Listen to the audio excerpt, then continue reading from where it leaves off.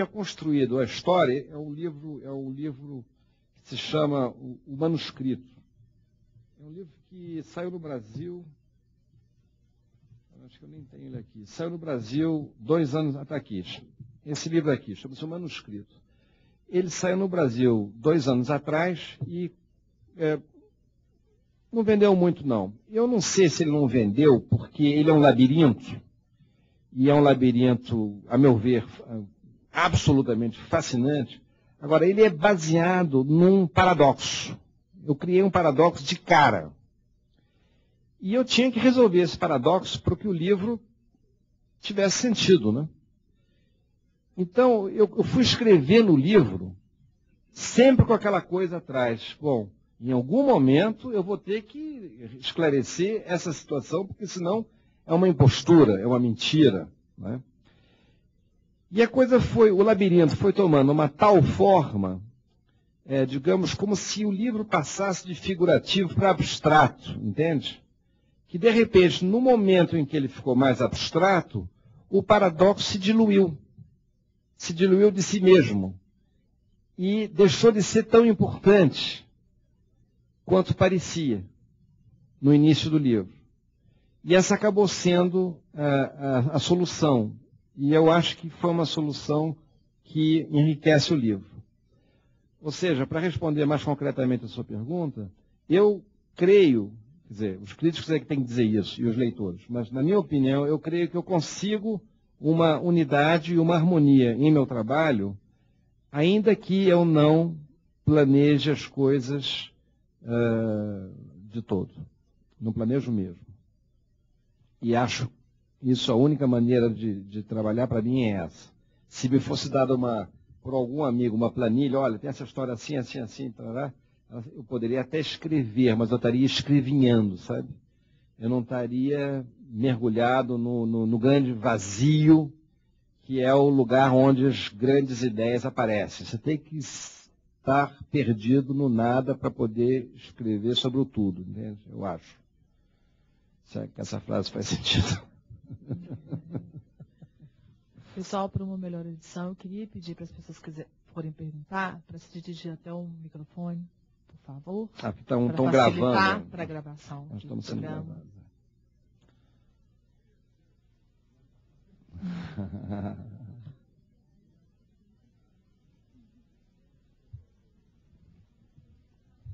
Então, antes de passar para uma próxima pergunta, eu queria deixar o convite a todos vocês que no dia 20 estaremos aqui com Miguel Paiva, idealizador da Radical Chic, lançando o livro Gatão de Meia Idade, e com a Ângela Vieira, lançando o livro Meia Idade Inteira. Os dois falando sobre a idade dos 40. Tá? Então, fica o convite estendido a todos vocês. Vamos lá? Eu de novo vou perguntar, já que ninguém vem. Edgar, você viaja muito, fala vários idiomas. Quando você está escrevendo, você pensa em que língua? Em português. Mas a pergunta é bem interessante, porque eu passei boa parte da minha infância. Meu pai foi cônsul em Marselha, no sul da França. E foi a língua na qual fui alfabetizado, foi o francês. E depois disso ele foi para a Suíça, para a Grécia, para a Turquia, sempre em escolas francesas. Então, o francês foi uma língua muito forte, foi a minha primeira língua durante, quer dizer, primeira não era, mas era quase a primeira língua durante muito tempo. E eu, quando cheguei no Brasil aos 14 anos, eu pensava em francês e traduzia para o português. Mas isso é claro que com a adolescência e a ajuda, enfim, dos amigos, né, e a vida, acabou. E hoje em dia eu penso em português, acho a língua portuguesa um instrumento extraordinário, sabe, de trabalhar. Eu escrevo razoavelmente bem francês e inglês. E meu agente, eu tenho um agente em Nova York que foi quem tornou alguns desses livros, né, conhecidos no exterior. E ele me disse, você precisa escrever um livro em inglês, você está pronto para isso, e vai ser muito mais fácil de lançar no mundo se você escrever em inglês, e eu não topo, primeiro porque eu não tenho um inglês 100%, eu tenho um inglês, digamos, 95%, e esses 5% fazem toda a diferença. Segundo, porque eu acho o português um Rolls Royce, entende? Eu acho o português um grande Bordeaux, é uma língua aveludada, redonda, gostosa de se trabalhar. E, enfim, a gente paga o preço de não ser uma língua falada por todo mundo, mas isso é um problema deles, né? Que a gente vai ter que resolver com o tempo. Obrigado. E dizer também que os livros estão disponíveis no foyer e logo em seguida, depois das perguntas, o Edgar está lá disponível para os autógrafos.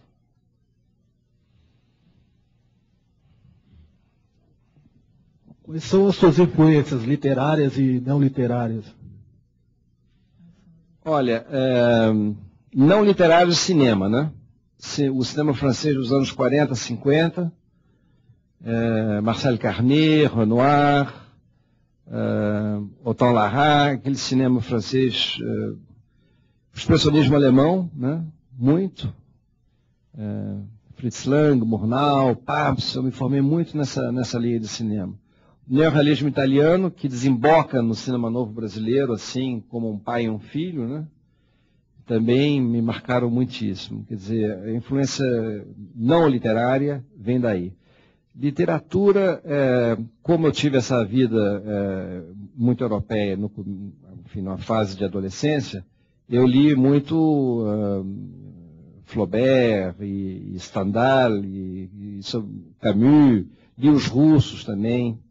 E mais tarde, quando eu cheguei ao Brasil, comecei a ler, quer dizer, conhecia, por causa de minha mãe, que tem muita acessibilidade, eu conheci muita poesia brasileira. Conheci Bandeira e Drummond, a gente lia muito em casa e tal, mas os romances eu só vim a conhecer quando eu cheguei ao Brasil. Eu não posso falar muito de influência, mas eu gostei, trabalhei, quer dizer, li muito a obra de Graciliano Ramos.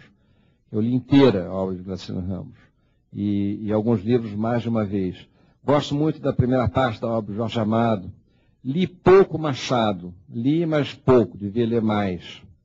Eu tenho lacunas assim que eu estou tentando preencher, e sobretudo lacunas com relação à literatura contemporânea brasileira, com a qual eu preciso me familiarizar mais por causa desses 11 anos e meio que eu passei fora do Brasil. Mas comprei os livros, estão lá empilhados na minha mesa de cabeceira. Eu tive muita influência de história em quadrinho, sabe? Tem um autor chamado Hergé, que escreveu uma história em quadrinho chamada Tintin e Milou, que não sei se vocês conhecem, mas que é extraordinária por causa da capacidade de contar uma história e desenrolando que nem um novelo de lã, tem sempre alguma coisa acontecendo, o leitor fica sempre muito ligado. Essa coisa ficou comigo, sabe? Não é que eu me preocupe em fazer a concessão de manter o leitor sempre divertido ali, não. Mas eu tenho a preocupação de não deixar a peteca cair.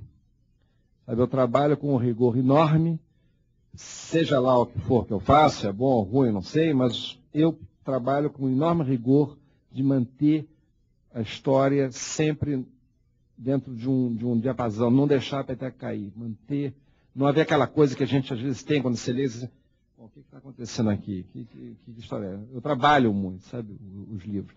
E isso vem da coisa da história em quadrinhos, sabe, de manter o interesse no mais alto possível diapasão. Mesmo que a história seja uma história em que quase nada acontece. A história pode ser uma história antonionesca, sabe, aquele filme de Antonioni, assim, que as coisas ficam muito paradas. Pode até ser isso. Mas existe ali uma tensão, existe ali um desejo de manter um certo diapasão. Olha, eu queria agradecer ao Edgar Teres Ribeiro, a participação dele no Sempre um Papo, que para nós foi maravilhosa. Agradecer a presença de todos vocês e estendo o convite para os autógrafos no foyer. Obrigada. Obrigado a vocês. Obrigado.